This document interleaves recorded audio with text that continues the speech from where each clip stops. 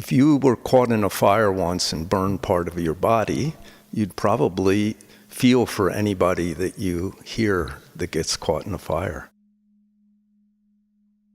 That's all. Maybe what I found is it's not so good to use the word non-attachment. Theravada Buddhism talks about detach, but we don't talk about detach. We say when you're doing something, just do it. So maybe you talk about 360 a little differently, then they understand. At 360 degrees, everything is just the way it is, but not for me. So, sky's blue, tree's green. When I'm hungry, eat. When somebody's hungry, give them food.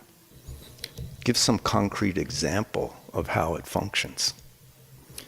If you say non-attachment, people do think about that. Oh, no feeling, and, why do anything?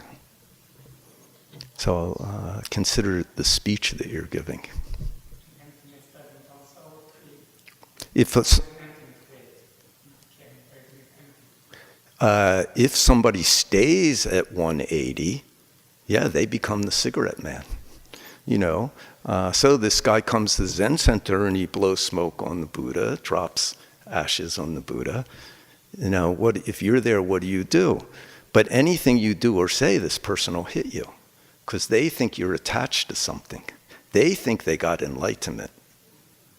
I am Buddha, I am Dharma, I am truth. Anything, their mind is everything's Buddha. They tasted that point. Originally, everything's Buddha. Originally, all things are empty. But they attach to that. So any place I drop the ashes, I'm just dropping Buddha on Buddha.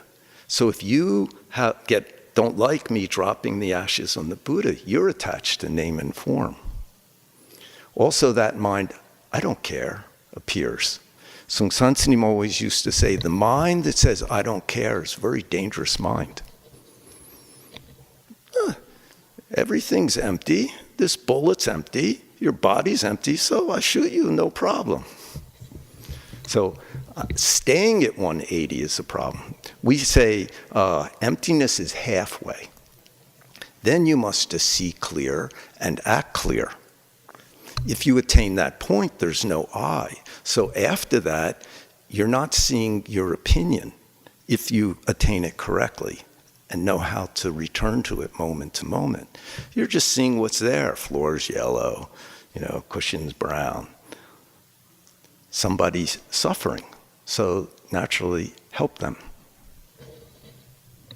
So very important the way you present it. Most people think, if they've only heard a little bit about Buddhism, and actually the original translations of Buddhist teaching in the mid-1800s in Europe emphasize this idea of passivity, everything's empty, life is suffering, if you attain emptiness, there's no suffering. It didn't take the next step, which just means realizing there's no I. So I use what's appeared, my body, my situation, this world, to help, because everybody's suffering. So they stop halfway. If we stop halfway, then problem. So Zen students have two kinds of sickness. One is falling into emptiness, and the other is a bodhisattva sickness. Still have I, but I'm doing it for you. Mothers are like that a lot. I did everything for you. How could you drop out of school? How could you marry that person? I did everything for you. If they did everything for you, then help them get married to that person. So we get like that. Some people come to practice from the side of more like emptiness. I want to be clear. Other people come from the side of I want to help and save everybody, Then those two sicknesses appear. But if we keep practicing correctly, eventually we all find the middle way. So don't say at this point, you can say, everything's just the way it is. You're not attached, which means you can see others suffering and use what appears to help them rather than for yourself. Understand? Yeah.